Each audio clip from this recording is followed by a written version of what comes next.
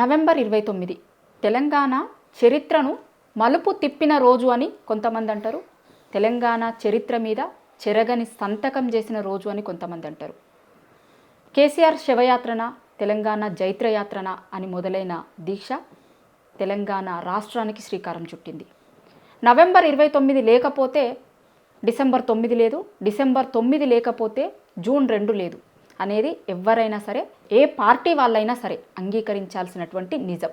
అయితే అసలు ఈ దీక్షా దివాస్ ఆ రోజు కేసీఆర్ గారి ఆమరణ నిరాహార దీక్ష ఎందుకు చేయాల్సి వచ్చింది, ఆమరణ నిరాహార దీక్ష చేసిన తర్వాత జరిగిన పరిణామాలేంది, అది తెలంగాణ రాష్ట్ర ప్రకటన వైపుకు ఎట్లా దారితీసింది, చాలా ఇష్యూస్ని ఆ రోజు ఈ దీక్షని అంతటిని కూడా దగ్గర నుంచి చూసినటువంటి వ్యక్తి, ఆ రోజు దీక్షకి కేసీఆర్ గారు పోతున్న దగ్గర నుంచి తెలంగాణ రాష్ట్ర ప్రకటన వరకు అన్నింటిలో ప్రత్యక్ష సాక్షిగా ఉన్నటువంటి వి ప్రకాష్ గారు నా ముందున్నారు. సార్ నమస్తే. నమస్కారం. అసలు తెలంగాణ రాష్ట్రం కోసం అంటే 2001లో బీఆర్ఎస్, అప్పుడు టీఆర్ఎస్ పార్టీ పుట్టినప్పటి నుంచి రకరకాల ఉద్యమాలు తెలంగాణ రాష్ట్రం కోసం చేసుకుంటూ వచ్చారు కదా. ఉప ఎన్నికలకు పోవడో ఇంకొకటో రకరకాలుగా నిరసన చెప్పారు. కానీ దీక్షకు పోవాలని ఎందుకు అనుకున్నారు? అసలు దీక్ష ఆలోచన ఎందుకు వచ్చింది ఆ రోజు? అయితే ఇక్కడ ఒక్కసారి వెనక్కి వెళ్దాం. 1958లో మొట్టమొదటిసారి చెన్నారెడ్డి మొట్టమొదటిసారి మేము ఆంధ్ర రాష్ట్రంలో కలపొద్దంటే కలిపారు, పెద్ద మనుషుల ఒప్పందం చేయించుకున్నారు, సంతకాల తడి ఆరక ముందే మా పెద్ద మనుషుల ఒప్పందాన్ని చెత్తబుట్టలో వేశారు అని తిరుగుబాటు జెండా ఎగిరేసింది వందే మాత్రం రామచంద్రరావు మరి చెన్నారెడ్డి. 1958లో వాళ్ళు ఆ రోజు హరిశ్చంద్ర హెడా అని నిజామాబాద్ ఎంపీ ఉండే కాంగ్రెస్ పార్టీ, ఆయన నాయకత్వాన ఇక్కడ బ్యాంక్ స్ట్రీట్లో పార్కులో మొట్టమొదటిసారి మీటింగ్ జరిగింది. ఆ రోజు నుంచి కేసీఆర్ గారు పార్టీ పెట్టేదాకా మధ్యలో వచ్చిన 69 ఉద్యమం కానీ, ఆ తర్వాత ఎంతోమంది ప్రొఫెసర్స్, జయశంకర్ లాంటి వాళ్ళు, జాదవ్ లాంటి వాళ్ళు, పాశ్యం యాదగిరి లాంటి వాళ్ళు, ఇన్నయ్య లాంటి వాళ్ళు, మాలాంటి మేము తెలంగాణ మహాసభ, మారోజు వీరన్న, బెల్లి లలిత, ఎంతమంది ఎన్ని రకాలుగా ప్రయత్నం చేసినా కూడా అది ముందుకు పోలే. కేసీఆర్ గారి గొప్పతనం ఏంటంటే ముందే యుద్ధానికి పోయే ముందే ఒక రోడ్ మ్యాప్ పెట్టుకున్నాడు. ఆ రోడ్ మ్యాప్ కోసం 8-9 నెలలు వేలాది గంటలు వందలాది మందితో చర్చ చేశాడు. దీక్ష అంటే అసలు తెలంగాణ సాధన ఎట్లా జరగాలి మీరు నంబర్ చెప్తే 2000 సంవత్సరంలో డిసైడ్ అయ్యండి కేసీఆర్, ఆమరణ దీక్ష తప్పదు అంటే. ఎవరైనా ఒక ఉద్యమం పార్టీ పుట్టక ముందే 2001 పుట్టక ముందే గతంలో చెన్నారెడ్డి ఎందుకు ఫెయిల్ అయ్యాడు, గతంలో ఇందిరాగాంధీ ఎలాంటి ఎత్తుగడలను అవలంబించింది, బ్రహ్మానంద రెడ్డి ఎట్లా అణచివేశాడు, ఉద్యమం ఎందుకు అంత తారాస్థాయికి పోయి పాతాళానికి పడిపోయింది, ఒక స్టేట్ కోసము స్ట్రీట్ ఫైట్ జరిగింది, విధ్వంసం జరిగింది, అయినా కూడా అంటే చరిత్రలోనే ప్రపంచంలో ఎక్కడ జరగనంత ఉధృతంగా జరిగింది. ఒక నాయకుడు ఎవరో ఇంట్లో కూర్చొని ఒక్క మాట స్టేట్మెంట్ ఇస్తే అది రేడియోలో ప్రసారం అయితే మొత్తం తెలంగాణ భగ్గం అనేది. ప్రజలు వాలంటరీగా స్వచ్ఛందంగా ఉద్యమాలకు వచ్చిన చరిత్ర ఒక తెలంగాణ ఉద్యమానికే ఉంది. మరి అటువంటి ఉద్యమము విఫలమైంది. 14లో 11 గెలిచినా కూడా తెలంగాణ రాలేదు. అంటే ఓట్ల ద్వారా రాలేదు, స్ట్రీట్ ఫైట్ ద్వారా రాలేదు. ఎట్లా తెలంగాణ వస్తుంది అని ఆయన ఆలోచనలో నుంచి, ఆ మేధో మదనంలో నుంచి ఒక రోడ్ మ్యాప్ పుట్టింది. అది పుట్టడానికి 9 నెలలు పట్టింది. దాని మీద ఎన్నో వందల గంటలు మాట్లాడంగా ఎంతో మందిని కేసీఆర్ గారు పిలిపించుకొని అప్పుడు అనుభవాలు అడిగాడు. అప్పుడు ఉద్యమంలో పాల్గొన్న పెద్ద నాయకులంతా కూడా, ఒక చెన్నారెడ్డి లేరు, ఆయన 96లో చనిపోయాడు, బట్ మిగతా జర్నలిస్ట్ నాయకులు కానీ, ప్రొఫెసర్లు కానీ, ఉద్యమ నాయకులు కానీ ఎవరెవరైతే ఉన్నారో అందరూ కూడా కేసీఆర్ని కలిసి మాట్లాడారు. అందులో నుంచి ఒక రోడ్ మ్యాప్ తీశాడు ఆయన. ఆ రోడ్ మ్యాప్లో ఏదో ఒక రోజు ఆమరణ దీక్ష తప్పదు, అయితే ఇది స్ట్రీట్ ఫైట్గా ఉండకూడదు, ఎందుకంటే రాజమండ్రి జైల్లో పెట్టేసి ఉద్యమాన్ని అణిచేశారు. విధ్వంసం వల్ల ఫైరింగ్లు అయి పిల్లలు నష్టపోయారు. ఈ 2 పద్ధతుల్లో కాకుండా శాంతియుతంగా అహింసా పద్ధతిలో మహాత్మా గాంధీ మనకిచ్చిన ఆయుధాన్ని, అహింసా ఆయుధాన్ని ఉపయోగించుకొని ముందు పోవాలనేది ఒక కండిషన్ పెట్టాడు. రెండవది 2000 సంవత్సరంలో మనం రాజకీయంగా ఏం చేయాలనో అన్నీ చేద్దాం, ఇక గత్యంతరం లేని టైంలో ఇక పొట్టి శ్రీరాములాగా మన దీక్షకు దిగా తప్పదు అని చెప్పేసి అవసరమైతే ప్రాణాలు అర్పించడానికి నేను సిద్ధంగా ఉంటాను అని చెప్పాడు. 9 ఏళ్ల కింద చెప్పాడు, పార్టీ పెట్టడానికి ముందు. పార్టీ పెట్టడానికి ముందు. అది ఒక్కొక్క అస్త్రం విఫలమైన కొద్దీ అంటే సోనియా గాంధీ రిక్వెస్ట్ చేస్తే పొత్తు కలిశాడు ఎన్నికల్లో, వాళ్ళతో మంత్రి పదవులు తీసుకున్నాడు. అయితే ఎక్కడ తనకు ఆ రోడ్ మ్యాప్లో తెలంగాణ కోసం మనం అడ్వాన్స్ అవుతున్నట్టు కనబడలేదు. కనబడకపోయేసరికి మంత్రి పదవులకు రాజీనామా చేశాడు. రాజశేఖర రెడ్డి క్యాబినెట్లో ఉన్న 6 మంత్రులను రాజీనామా చేయించాడు. మళ్ళీ ఒకసారి రోడ్ల మీదకి వచ్చాడు. విద్యార్థులతోని ప్రతి జిల్లాల మీటింగులు వాళ్ళకు అవేర్నెస్ క్లాసెస్ పెట్టించాడు. తెలంగాణ భవన్ అయితే ఒక 5-6 నెలలు వాళ్ళ ప్రతి కాన్స్టిట్యున్సీ నుంచి విద్యార్థులు వచ్చి ఇక్కడ ట్రైనింగ్ తీసుకొని పోయాడు. అందులో జయశంకర్ గారు, మల్లెపల్లి లక్ష్మయ్య, నేను, మన ఇట్లా ఇంకా కొంతమంది నిపుణులు, గంటా చక్రపాణి, వీళ్ళందరం కూడా అందులో క్లాసులు ఇచ్చినాం ఆ పిల్లలకు. ఒక యువశక్తిని తయారు చేసినాం, విద్యార్థి శక్తిని. అదే మనకు ఈ నవంబర్ 29 కంటే వారం రోజుల ముందు 21 నవంబర్ ఉస్మానియా యూనివర్సిటీలో విద్యార్థి జేఏసీ ఏర్పడడానికి టీఆర్ఎస్ చేసిన ఈ గ్రౌండ్ వర్కే కారణం. మేమందరం ఇచ్చిన ఆ తెలంగాణ చైతన్య ప్రసంగాలు అవి వాళ్ళని బాగా రేకెత్తించినాయి. ఇవన్నీ కూడా 29 నవంబర్ నాటికి ఉపయోగపడ్డాయి. అయితే ఆనాటి సందర్భం ఏంది, ఇటు కాంగ్రెస్ తెలంగాణ అన్నది, అటు చిరంజీవి తెలంగాణ అన్నాడు, దేవేందర్ గౌడ్ అన్నాడు, మన వీళ్ళు కూడా అన్నారు. విజయదశమి 2008 నాడు చంద్రబాబు నాయుడు తీర్మానమే చేసిండు తెలంగాణకు. ఆ తెలంగాణ అనుకూల ఓటు దిలొద్దని కేసీఆర్ ఆయనతో పొత్తు కలిశాడు. ఇన్ని సంక్షోభాల మధ్య టీఆర్ఎస్ 10 సీట్లో పడిపోయింది. అక్కడ మళ్ళీ యూపీఏ వచ్చింది. ఇంకెట్లా వస్తుంది తెలంగాణ? అందరూ కూడా మదన పడుతున్న సమయంలో ఆ టైంలో అనుకోకుండా ఆ ప్రమాదంలో రాజశేఖర రెడ్డి చనిపోయాడు, ఈ హెలికాప్టర్ ప్రమాదంలో. ఆయన చనిపోయినాక సుప్రీంకోర్టు ఒక తీర్పు ఇచ్చింది 14F అని. ఈ హైదరాబాద్ను ఒక 7th జోన్ అని చెప్పే విధంగా, అంటే ఆ జోన్ సిస్టమ్ ఇంట్రడ్యూస్ చేసినప్పుడు రాష్ట్రపతి ఉత్తర్వులలో 6 జోన్సే ఉన్నాయి. హైదరాబాద్ స్పెషల్ జోన్ అని చెప్పలేదు వాళ్ళు, ఫ్రీ జోన్ అని చెప్పలేదు. కానీ వీళ్ళు ఇంటర్ప్రిట్ చేసి ఆ సుప్రీంకోర్టు తీర్పు కూడా అట్లే వచ్చి ఇక హైదరాబాద్లో తెలంగాణ వాళ్ళకు ప్రత్యేకంగా రిజర్వేషన్ లేదన్నట్టుగా పోలీస్ డిపార్ట్మెంట్కి సంబంధించిన దానిలో ఇక అది పెద్ద ఎత్తున ఉద్యమంలాగా వచ్చింది. మన విఠలు, దేవిప్రసాద్, స్వామి గౌడు వీళ్ళందరూ కూడా పోయి కేసీఆర్ గారిని కలిసి ఉద్యోగుల శంకారావము ఉద్యోగ గర్జన సిద్దిపేటలో పెట్టారు. సిద్దిపేట ఉద్యోగ గర్జన అక్కడ మళ్ళొక్కసారి బగ్గుమన్నది తెలంగాణ. కేసీఆర్ గారి స్టేట్మెంట్ ఏంటంటే అక్కడ బహిరంగ సభలో కేసీఆర్ చచ్చుడో తెలంగాణ వచ్చుడో అటో ఇటో తేల్చుకుందాం అని చెప్పేసి ఆయనే స్టేట్మెంట్ ఇచ్చాడు. అదంతా నవంబర్ 29కి ఒక నెల రోజుల ముందు అక్టోబర్లో అది ఇవ్వడంతో తెలంగాణ మళ్ళొక్కసారి బగ్గుమన్నది.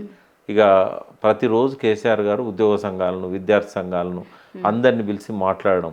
ఈ నవంబర్ 29కి నిరాహార దీక్ష గ్రౌండ్ సిద్ధం చేశాడు ఆయన. తెలంగాణ రాష్ట్ర సాధనలో నవంబర్ 29 ఒక కీలకమైన చారిత్రాత్మకమైన చెరగని సంతకమే. బట్ అది ఎంత కీలకమైంది అనేది అర్థం కాకపోతే ఏ ఉద్యమాన్ని కూడా నిర్మాణం చేయలేం మనం. అయితే ఆ దానికోసం ఆయన పడ్డ తపన, నిద్రలేని రాత్రులు, అందరితో మాట్లాడడం. అంటే దీక్ష జరుగుతుంది అనుకున్నారా, లేకపోతే అరెస్ట్ చేస్తుంది అని ఎక్కడో ఒక దగ్గర మైండ్లో ఉండే? అరెస్ట్ చేస్తానని తెలుసు. అరెస్ట్ అయినా కూడా కంటిన్యూ చేయాలనేది కూడా అనుకున్నారు. ఆయన ఏది చేసినా పక్కా ప్లానింగ్తో చేస్తారు. కేసీఆర్ గారి గొప్పతనం ఏంటంటే ఆయనలాగా ఆలోచించే వ్యక్తి, ప్లానింగ్, పర్ఫెక్ట్ ప్లానింగ్తో ఇంకెవరికి అది ఆ ఊహలకు కూడా అందదు. అంత పర్ఫెక్టే చేశాడు. అయితే ఇక్కడ అరెస్ట్ చేస్తారు అనుకున్నారు, కానీ దారిలోనే అరెస్ట్ చేశారు.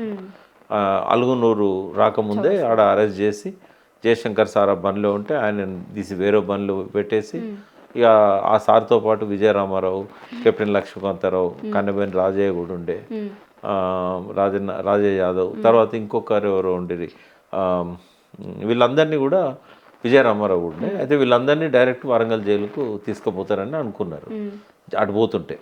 బట్ అక్కడ పోయినాక మళ్ళీ వాళ్ళకు ఇన్స్ట్రక్షన్స్ వచ్చినాయి, వరంగల్ అనేది ఉద్యమాల గడ్డ, అది ఖమ్మం అయితే ఉద్యమం లేదు, ఖమ్మంలో పెట్టాడని చెప్పి తీసుకుపోయి ఖమ్మం జైల్లో పెట్టారు.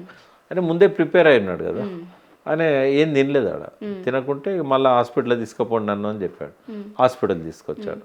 హాస్పిటల్ తీసుకొచ్చాక ఒక రోజు అయింది, రెండో రోజు అయింది.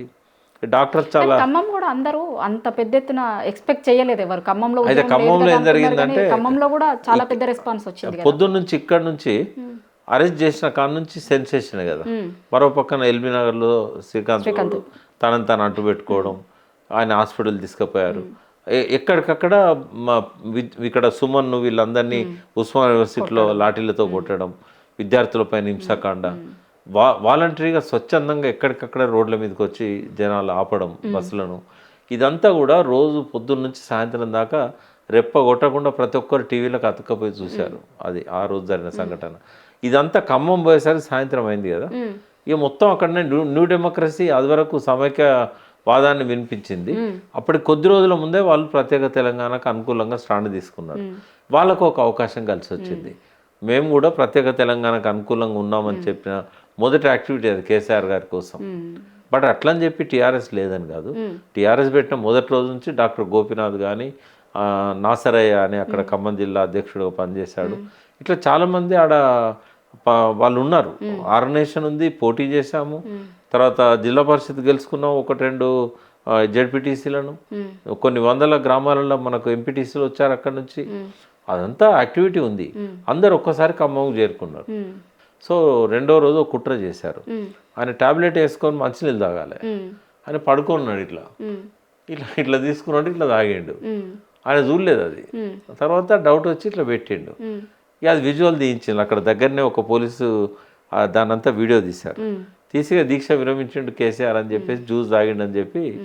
ఒకవేళ దీక్ష విరమించాలంటే ఎవరో ఒక సిస్టర్ చేతిలో నుంచి గ్లాస్ తీసుకొని తాగుతాడు ఆయన? దీన్ని పెద్ద ఎత్తున దుష్ప్రచారం చేసి గద్దరుకు చెప్తే గద్దరు తలబెట్టండి బొమ్మను అని ఆయనే వీళ్ళకి చెప్పిండు క్యాంపస్లో పిల్లలకి. ఇదంతా అక్కడున్న వాళ్ళు గమనిస్తాను. వెంటనే సార్ ఏం చెప్పిండంటే, నేను దీక్ష విరమించలేదు, వీళ్ళు నన్ను నీళ్ళు ఇమ్మంటే జ్యూస్ ఇచ్చిండ్లు. మంచాల నుంచే జయశంకర్ సార్ చెప్పి, సార్ అక్కడే ఉండే, మీరు పోయి అనౌన్స్ చేయండి సార్, ఇది మోసం, ఇది నేను దీక్ష విరమించలేదు, నేను కంటిన్యూ చేస్తున్నాను. సో అట్లా కంటిన్యూ అయింది. 3వ రోజు తర్వాత 4వ రోజు అట్లా ఇక్కడ హైదరాబాద్ రావాలని చెప్పి కేసీఆర్ గారు బాగా ప్రెజర్ పెట్టారు.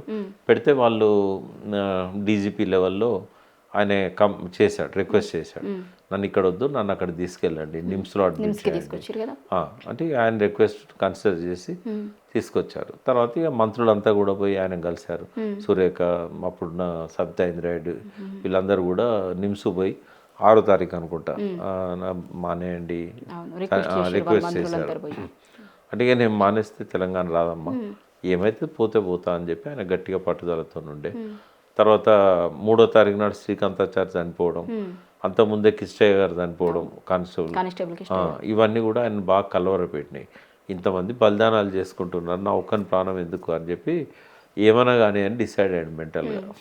ఎంతమంది మానేమన్నా ఈయన చనిపోతాడని డాక్టర్లు చెప్పినప్పుడు పక్కన ఉన్న కుటుంబ సభ్యులు కూడా వద్దని చెప్పారు. ఎవరు చెప్పినా ఏం లేదు.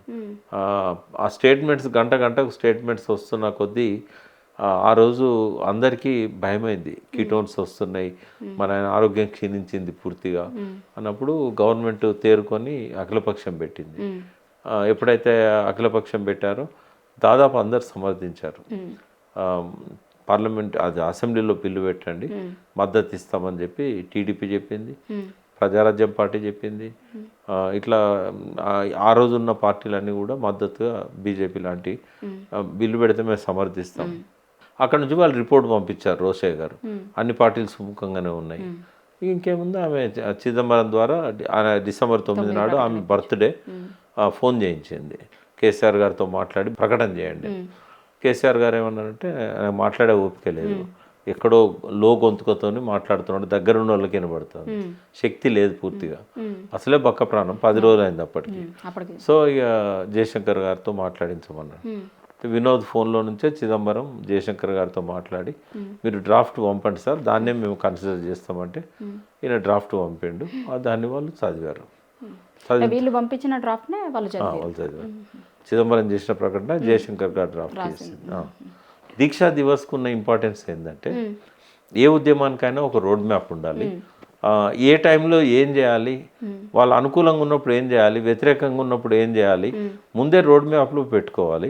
10 ఏళ్ల ముందే ఏదో ఒక రోజు అమరణ దీక్ష చేయాలనే నిర్ణయం కేసీఆర్ ఎప్పుడో తీసుకున్నాడు. తీసుకున్నాకనే చావోరేవో తెలుసుకుంటా అని దిగిండు. అయితే పొట్టి శ్రీరాములాగా అవసరమైతే నేను ప్రాణాలు ఇస్తా అని చెప్పి డిసైడ్ అయ్యిండు. అయితే ఇటువంటి త్యాగాలకు సిద్ధపడితేనే ఏ ఉద్యమమైనా విజయవంతం అవుతుంది. తర్వాత దీక్షా దివస్ రోజు నవంబర్ 29 రోజు జరిగిన సంఘటనలన్నీ కూడా ఇవాళ పిల్లలకు తెలిస్తే వాళ్ళు ఎటువంటి ప్రతికూల పరిస్థితినైనా తట్టుకొని నిలబడగలగాలి, ఒక రోడ్ మ్యాప్ అనేది పెట్టుకొని. ఇదేంటంటే ప్రజాసమితికి దీనికి ఉన్న తేడా ఏంటంటే హింస ద్వారా ప్రజాసమితి ఉద్యమం అణచివేయబడ్డది. ఇక్కడ ఏంటంటే హింసకు తావివ్వకుండా అహింస తీసుకున్నాడు. అక్కడేమో ఉద్యమ సంస్థ పార్టీగా రూపాంతరం చెందింది.